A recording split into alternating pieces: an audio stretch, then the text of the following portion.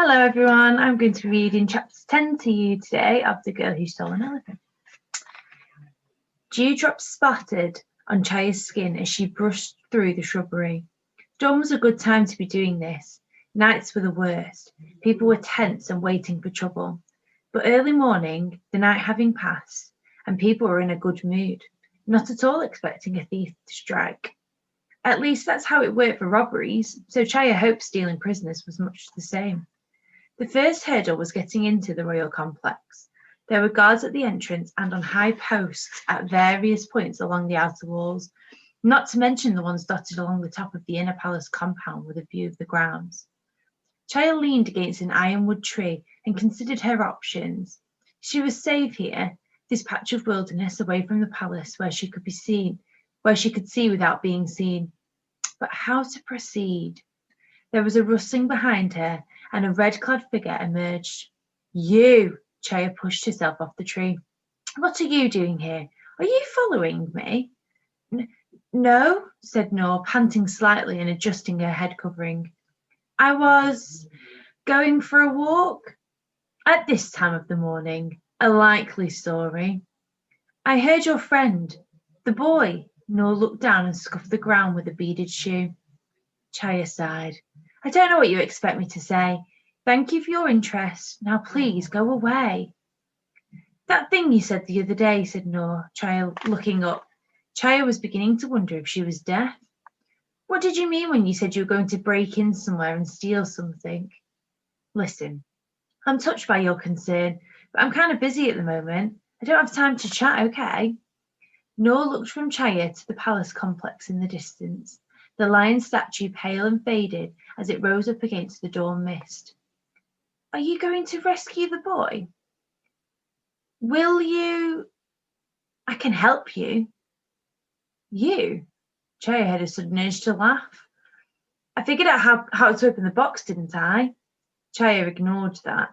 You, the daughter of Kasim the merchant, who wears a silk dress and fancy shoes as everyday clothes, who can be spotted a mile off in your sequined finery?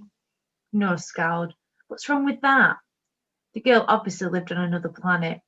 Nothing, said Chaya. There's nothing wrong with it. Just leave me alone.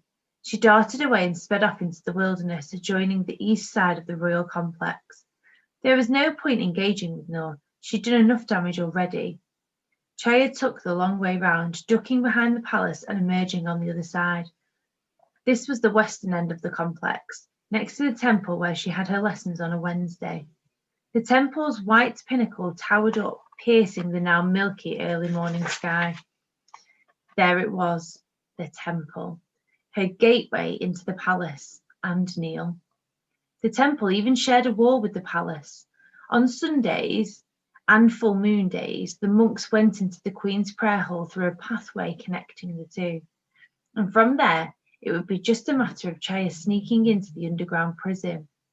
All she needed was to get into the temple. That was the first hurdle. Chaya hesitated by the low boundary wall. Why would she be going in today, on a Thursday, when she had no lessons? What if one of the monks asked her? Her teacher, the old monk Mahanama, might be there for all she knew. She turned away and squinted into the empty road. A red shape was moving slowly ahead towards the city gates. Chaya sighed. There was no other way, nor was her ticket into the temple. She hurried up the road, running along the length of dazzling white scalloped walls. Hey, she called out. Noor turned, the startled look on her face. You said you wanted to help. Chaya slowed down as she reached Noor. Noor eyed her suspiciously. I did. Well, come with me to the temple. To pray for the boy? You do know I pray to a different god. No, not to pray, to rescue him. Noor cocked her head. Why go to the temple then? You'll see, come on. Chapter 11. Chaya hurried back down the road, checking to see if Noor was following. They passed the usual bustling entry into the city, the pale morning glow bouncing off the white brickwork as their footsteps echoed in the deserted road. Noor caught up with Chaya and walked beside her, silent but pink-faced with excitement. Chaya stopped at the entrance to the temple. The sparkling white dome towered mountainous in front of them.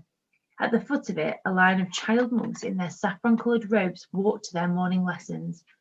A quiver of excitement was beginning to tingle in Chaya as they went into the compound. Okay, so this is what I want you to do, she said. I'm going to show you around. Noor frowned. Why? They followed the path, Noor staring at the heart-shaped leaves of the peepal tree on the side. Well, I'm not really. That's what I'm pretending to do. You're a foreigner. You want to see things. I need an excuse to be here. Do you study here or something? A monk nodded at Chaya and Noor as he swept leaves off the ground, the echoes of his broom rasping on the stonework. Chaya put her palms together in greeting and smiled at him as they passed. Yes, but I don't have lessons today, she said to Noor. Anyway, don't ask questions. Leave your shoes here. Noor looked like she was about to protest, but complied. Her heavily beaded shoes looked out of place beside the few straggly sandals already there. Chaya looked around the compound as she tugged off her shoes. No one was within earshot. The monk in the compound stamped the broom on the ground and went round to the back. So, I go in with you. If anyone asks, you know why we're here. Me, I'm going to sort of disappear. They stepped into the temple. It was dark inside, the stone floor cold under their feet, and the smell of coconut oil in the tiny clay lamps lingering in the air. What does sort of disappear even mean? Said Noor. Either you disappear or you don't. Fine, I'm going to disappear. Where to? That, said Chaya, making for an arched passage, is none of your business. In that case, Noor started back towards the entrance. You're on your own. Hey! Chaya ran up behind Noor, her voice echoing through the passage. What's wrong with you? You said you wanted to help. I do, but you want to do everything your own way.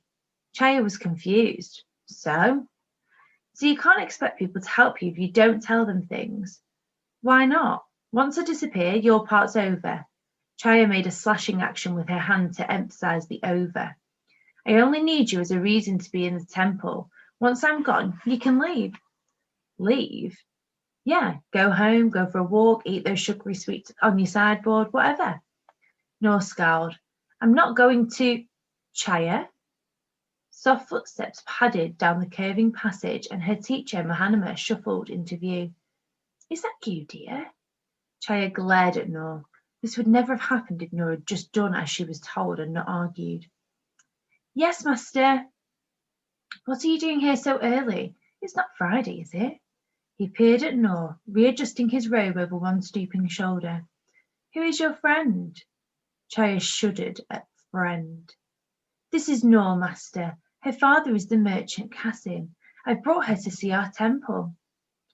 Noor smiled at him awkwardly. She didn't bow to Mahanama, but he didn't look offended.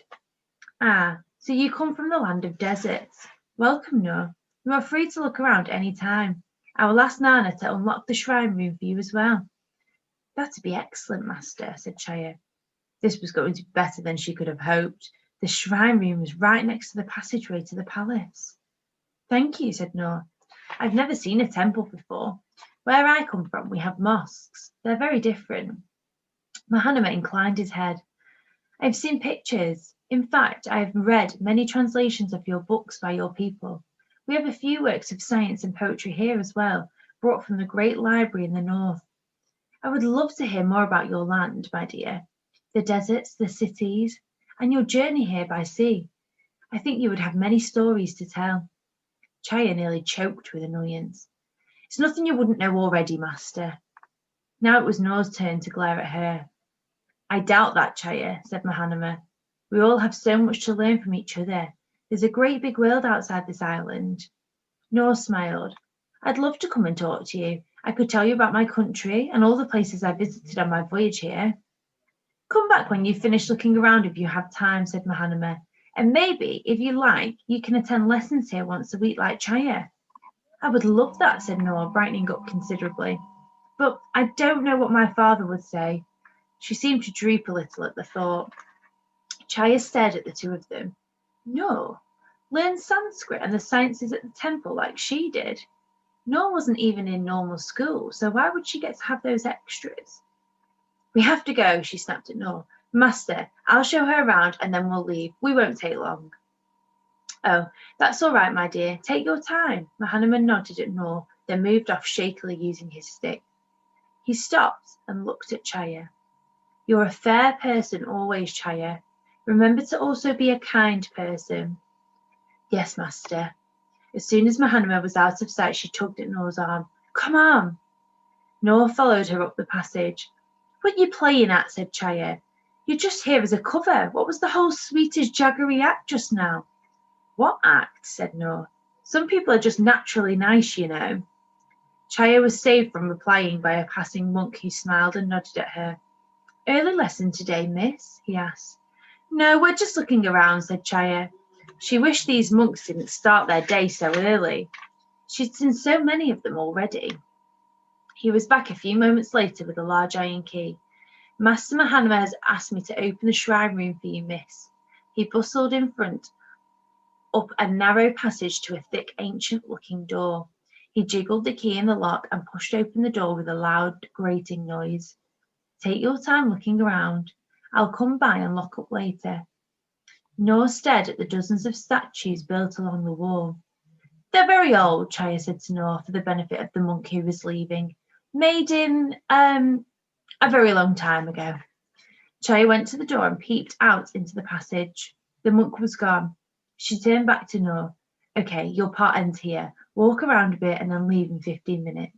She darted off towards the open door at the end of the passage that led to the temple grounds, where she could see a reposing statue nestled in the greenery outside.